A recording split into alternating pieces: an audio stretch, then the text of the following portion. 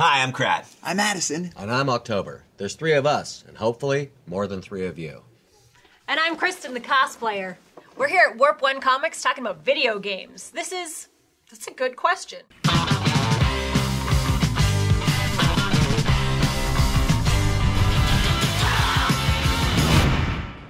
Today we're talking to Greg Zeschuk, one of the co-founders of BioWare. Hi. Hey, Greg, welcome. Hey, how's it going? Great, Good, great. Good. How are you doing? I'm well. I'm in a nice, comfortable, geeky environment, so it's good. Yeah. We bring that to the table. We have some questions for you. Yeah, go for it. Have you ever considered using your medical knowledge and combining it with your knowledge of computers to create some sort of biomechanical monstrosity?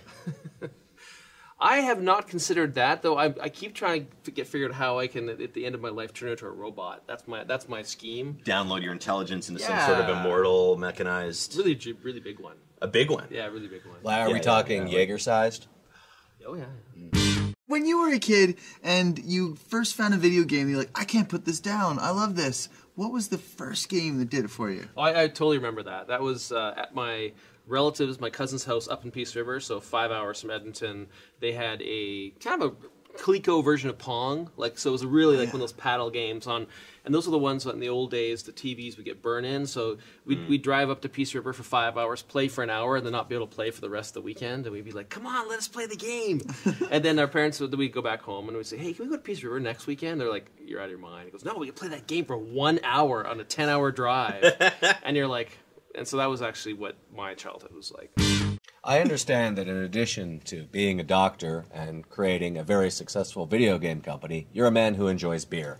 Is this correct? I do enjoy beer. I've had many beers in my day and explore beer extensively. And now you have a show celebrating beer. Can you tell us a bit about that? Absolutely. I do a web show called The Beer Diaries. It's really just about, with the web show itself, I actually interview brewers. I go to their brewery, I talk to them. I find how they got into beer really interesting because very few of them are formally trained. They're just like engineers or all kinds of different people. A bit like yourself. Yeah. Maybe that was part of it. And I talked to them about beer and how they talk about their brewery and what they make and drink their beer as well as part of the fringe benefits. Dr. Zeschuk, some of BioWare's earliest games involved Dungeons and Dragons. Yeah. What is your favorite class in Dungeons and Dragons? I tend to be sort of straight ahead fighter kind of guy. You have the build warrior. of a fighter. How about alignment? Usually chaotic good. Because I like chaos, but I like goodness too. So You want to be good, but you don't want to follow a bunch of rules about it. The rules. Screw those rules. 2-part question. Do you prefer wizard or magic user as a title? I prefer magic user. Magic user? I'm a little more old school. Yeah. Do you remember a video game called Wizards of War? I do. That was the arcade game, right? Yeah. Yeah. Venture. Remember Venture? I think you were little. Did you ever play the vector tank game, vector graphic tank game? Battlezone. Battlezone, yeah. There was one right by my junior high, and every lunch was like Battlezone time, and so I liked how it had 2 joysticks. Well, you felt like you're driving something, right? Yeah, Hey, It wasn't just I played a one, lot of Battlezone. Oh, and the second part of my previous 2-part question, what is your favorite first level spell? Well, magic missile. Magic missile. I mean... Direct and to the point. You always go, if you're practical, you say light, but if you're not, you say magic missile. Yeah, because you can always spend a few copper pieces on a torch. Great, so today's good question is, should mankind fear the inevitable rise of artificially intelligent machines? Go! Good Yes, question. the singularity is nearly upon us after all.